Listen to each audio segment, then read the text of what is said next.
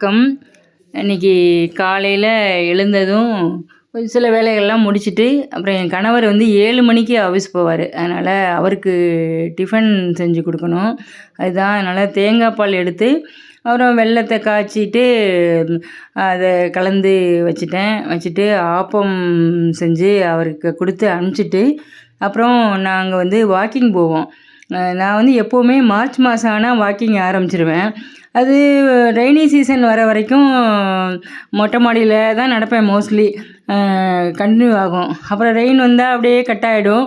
அப்புறம் பனி வந்துரும், அப்படியே கட் ஆயிடும். திரும்ப மார்ச் மாதம் ஆரம்பிப்பேன். இப்படி தான் போயிட்டுருக்கு. இந்த வருஷம் இன்னும் கொஞ்சம் நான் வயசாகுது இல்லையா? 52 வயசு. அதனால நம்ம இன்னும் கொஞ்சம் நல்லா ஸ்பீடா பண்ணணும். அப்போ தான் நல்லா இருக்க முடியும் அப்படிங்கிற இது வந்திருக்கு. அதனால இந்த இயர் வந்து நடுவுல கேப் விடக்கூடாது அப்படின்னு.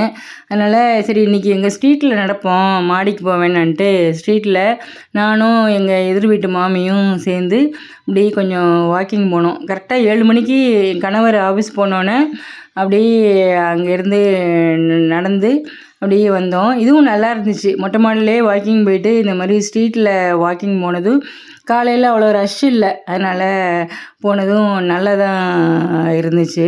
அப்படியே நடந்து போயிட்டு வந்து கொஞ்சம் ஹென்னா பேக் போட்டு தலை குளித்தேன். குளிச்சுட்டு அப்படியே நல்லா ஃப்ரெஷ்ஷாக இருந்துச்சு.